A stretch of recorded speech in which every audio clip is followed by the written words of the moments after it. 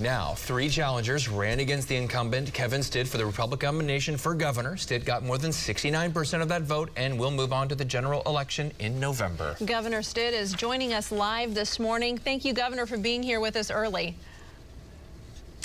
Absolutely, my pleasure, and you guys get up this early all the time, so getting up at 5 was no big deal.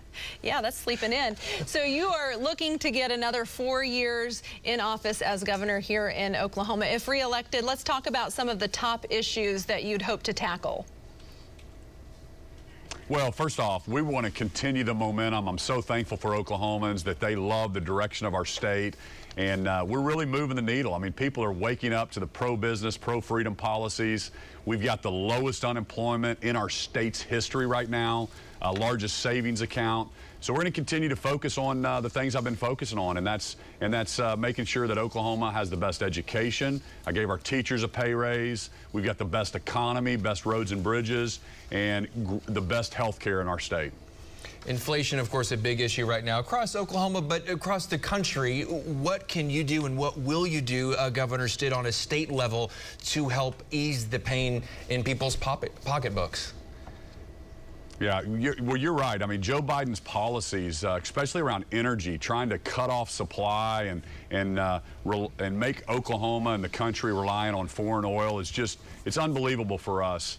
And so we want to continue that inflation relief. So I've asked the legislature to come in and cut the grocery tax. We're one of only 13 states that taxes groceries. Ours is one of the highest. So I've asked to remove that because everything's costing more for Oklahomans, from the gas pump to the grocery store. So hopefully we can get that done this off season and during special session. And then also I'm asking for another tax cut.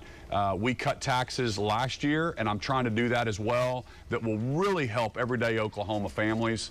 The good news is we have the lowest unemployment in our state history, and wages are going up. So we're specifically recruiting high-wage companies, and they're moving into Oklahoma. So excited about that, and we've got a lot of momentum right now. Governor, between gaming compacts and the state Supreme Court's ruling on tribal jurisdiction, some might say there's been a bit of contention between you and the state's tribes. Where do you see your relationship with Oklahoma's tribes moving forward? Well, here's the deal. I mean, as a member of the Cherokees and a fourth-generation Oklahoman, so proud of our heritage. I don't think this has anything to do with the pride we have as Oklahomans with our native heritage.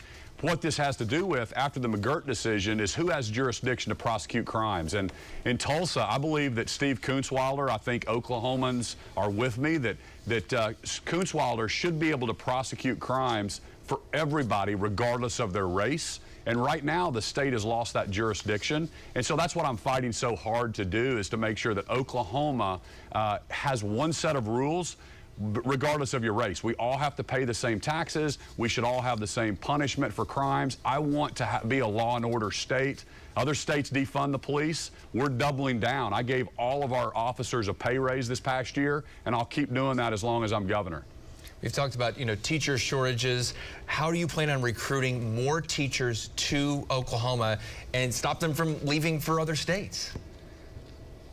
Well, in 2019, the first thing I did was gave teachers a huge pay raise to bring them up to what I call market. That means we have to match what other states around us pay teachers. Really everything in life, you have to pay market. And so that was one of the first things I've done. Now we've done that. And then also it's a making sure that they feel appreciated, and our teachers have done an amazing job.